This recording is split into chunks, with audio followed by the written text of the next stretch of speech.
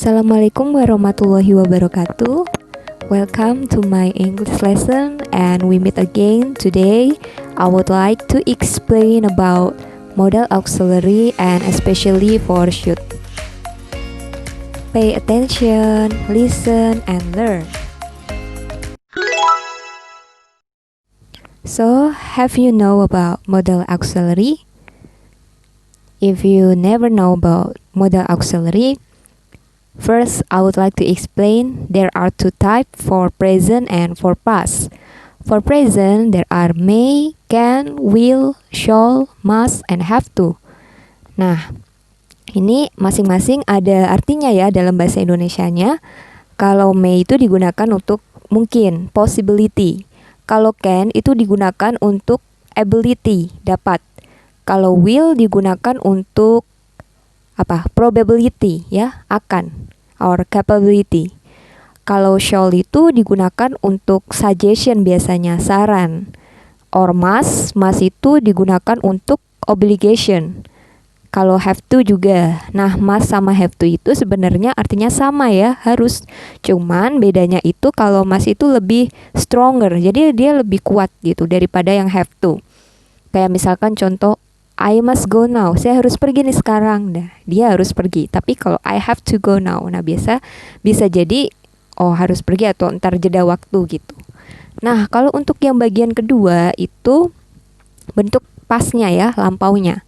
May jadi might, can jadi could, will jadi would, dan shall jadi should, dan must jadi tetap sama ya untuk yang must, dan have to jadi had to. Nah, ini biasanya digunakan ketika dia dalam bentuk kalimatnya itu adalah past, lampau. Nah, kita kali ini akan membahas yang bentuk should. Jadi, kita penekanannya untuk yang bagian should aja ya, yang kita perhatikan ya. Oke, in here should. We use should for giving advice. Jadi, should itu biasanya untuk memberikan nasihat ya. Kayak contohnya misalkan, you should study hard. You shouldn't play a lot. Maksudnya di sini adalah nasihat. Kamu tuh seharusnya rajin belajar gitu. Kamu seharusnya tuh jangan banyak bermain gitu. Memberikan nasihat ya.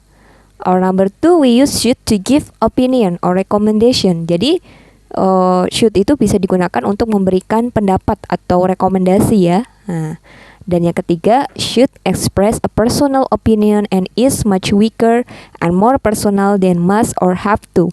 Jadi should itu lebih personal gitu. Jadi dia itu lebih saran gitu, saran yang halus daripada dengan kata must gitu. Kalau you must stop smoking gitu kan harus penekanan ya, benar-benar. Tapi kalau should itu lebih ke saran gitu, saran yang lebih halus ya.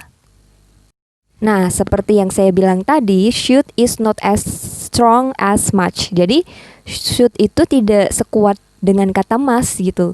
Kalau misalkan contohnya tadi, you should stop smoking, you must stop smoking. Jadi should itu lebih ke saran ya, maksudnya lebih ke kamu tuh seharusnya jangan merokok gitu, maksudnya lebih ke saran. Tapi kalau you must stop smoking, harus tuh berhenti saat itu juga. Kamu tuh jangan merokok gitu, kayak gitu. I think you should take more exercise and I think you had better take more exercise.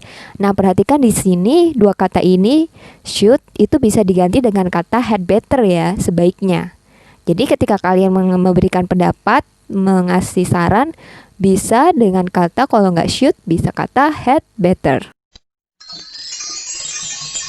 Nah, di sini kita masuk dalam bentuk should. Itu should ada dua bentuk, ada untuk present dan ada bentuk past.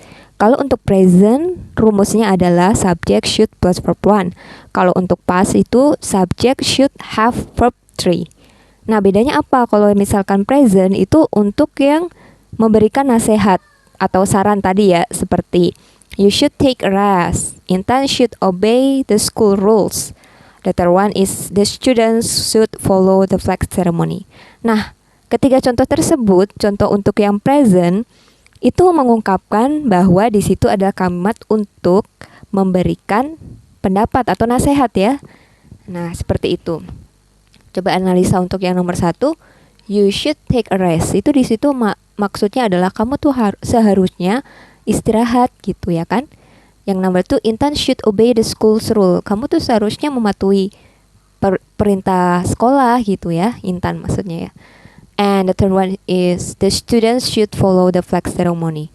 Siswa-siswa seharusnya mengikuti upacara bendera gitu. Nah, harusnya. Tapi untuk yang pas itu we expected something to happen but it didn't. Jadi kita tuh kayak berharap untuk sesuatu tapi nggak terjadi gitu. Contoh misal nomor 1, Henry should have finished his work 2 days ago. Jadi di sini kalimatnya itu konteksnya adalah Henry seharusnya mengumpulkan atau menyelesaikan tugasnya itu 2 hari yang lalu. Tapi kenyataannya it didn't gitu. Tapi kenyataannya untuk sekarang itu enggak gitu ya kan. And the second one is the students should have come on time. Siswa-siswa ini harusnya datang tepat waktu gitu. Tapi kenyataannya mereka tidak datang tepat waktu. And the third one is the driver should have delivered the package to the customer. Jadi maksudnya di sini pengendara atau pengemudinya ya, ini harusnya mengirim pesannya ya, mengirim ini barang-barangnya ke customer gitu. Tapi kenyataannya barang-barangnya belum dikirim. Nah, sekarang kalian latihan ya. Di sini ada 3 kalimat. Nah, menurut kalian ini kalimat ini memakai should or should have ya. For number 1, the students are bored with the English lesson and the teacher blah blah blah, the lessons more interesting. And the second one is look at the face. It's broken into pieces now. You blah blah blah careful. It was an expensive Chinese face. And the third one is you blah blah blah a dictionary if you don't understand the meaning. So you have to choose between should or should have. And then put in the sentence.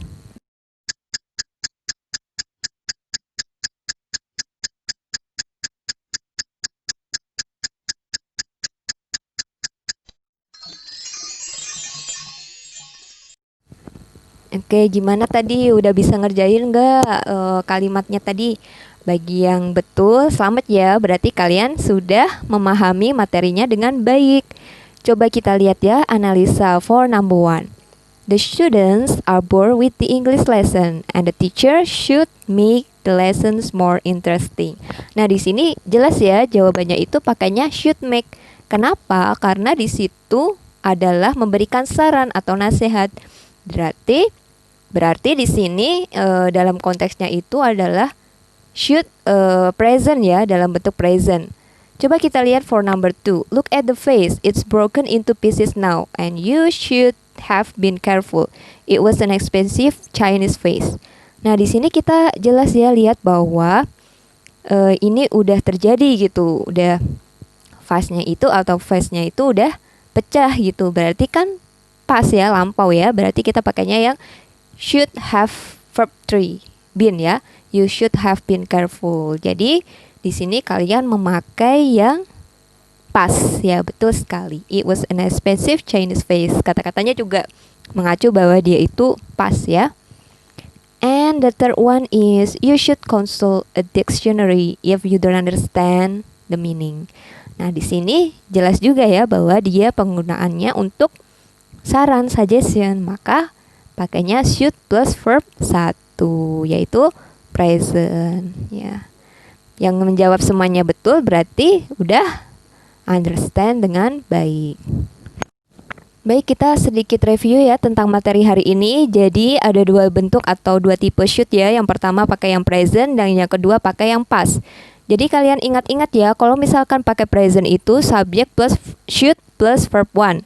Kalau misalkan pakai yang past itu subject plus should have verb 3. Nah, bedanya itu adalah penggunaannya ketika present dan past ya. Dan kalian juga ingat-ingat untuk konteks kalimatnya. Okay, I think it's enough for today. I hope you understand about the material in the difference between should or should have, the past and the present. Now you have to practice makes perfect. Wassalamualaikum warahmatullahi wabarakatuh.